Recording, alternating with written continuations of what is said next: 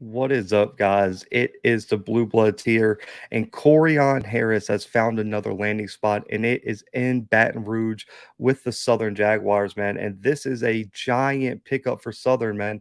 That secondary was already looking pretty strong with the additions they already have.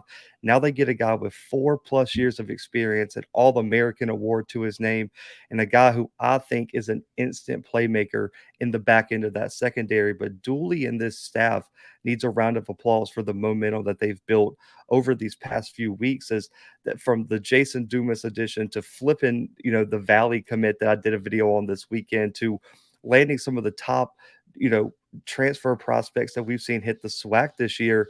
This has been an excellent all season for Dooley and this Southern staff in their first season. But Harris is going to be a guy who I'm really excited to see what he can bring to the Southern defense, man. And you're looking at what he's done thus far, man. Already was a 4-star prospect in the class of 2018, top 275 player in the entire country, a top 7 player in the composite in the state of Louisiana, held offers from countless P5 programs, LSU, Oklahoma, Texas, Auburn, Florida, Arkansas, chose to go play at Kansas, was one of 2 4-star prospects that year to join Les Miles in Kansas, the other being Puka Williams at running back.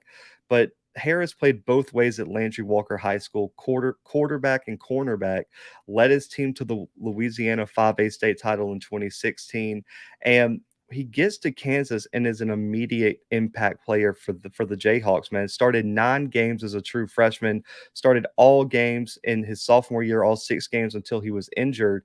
His freshman year, man, 43 total tackles, a pick, 7 pass breakups, and a forced fumble. But then off the field issues got to Harris entering 2020, a position change, a lot of turmoil off the field just in terms of the entire program. He was suspended in the offseason for an off the field issue. It was resolved right before the 2020 season.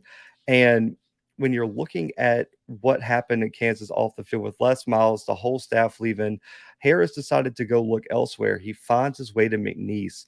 And this past season was the second team All Southland selection in 2021, 52 total tackles, 3 tackles for loss, 2 sacks, fumble recoveries, a pick, 6 pass breakups, and a touchdown. And funny enough, was the National Player of the Week against Southern, where he had 6 tackles, 2 for loss, a sack, and a fumble recovery, and absolutely put on a show. Had a big game against LSU when McNeese went into Death Valley. 6'1", 170. He's put on some size at the college level. But man, looking at Southern's DBs and the recruiting that Dooley and this new defensive staff have done, they've done an excellent job, man. Last year, they've ranked 6th or lower in all major pass defense categories. 6th in interception, 10th in completion percentage allowed, 7th in passing yards per game allowed, 6th in passing touchdowns allowed, and 9th in defensive efficiency. This secondary has had some really nice additions. Joshua Short from East Mississippi Community College, Colby Phillips from Tulane, a former 3-star prospect, Keelan Roach, a top 10 JUCO corner in the country, Terrence Dunlap, 2-time All Sun Belt, Cornelius Dyson, a 3-time All District player, a district MVP in his senior year from Tulane, Benny McCray from FIU, who has major starting experience and could fit multiple roles in the secondary. Southern is doing an excellent job addressing their needs and loading up in all the right places to make a SWAC championship run. They've brought in some quarterback, and the quarterback battle is going to be epic for Southern. I'm going to do a video breaking down who I like in that QB battle. The running backs are pretty much all back, at least all the major contributors. Wide receiver, they've addressed in the transfer portal and through recruiting. The offensive line, outside of Jatari Carter, are largely back.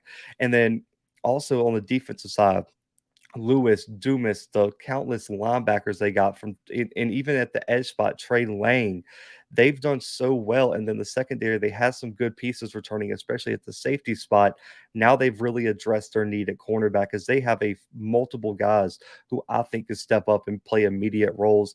I think Harris, in my opinion, is going to be a guy you can look to be cornerback number 1 or number 2 for Southern in the 2021 season, man. But comment below your thoughts on Harris announcing his transfer to Southern, and how big of a loss was this for McNeese, man?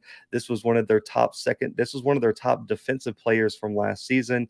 They're going to be going to Southern and Baton Rouge, man. So comment below all your thoughts, hit the like button, hit that subscribe button, and stay tuned for more content right here on the Blue Bloods. But until next time, guys, the Blue Bloods are out.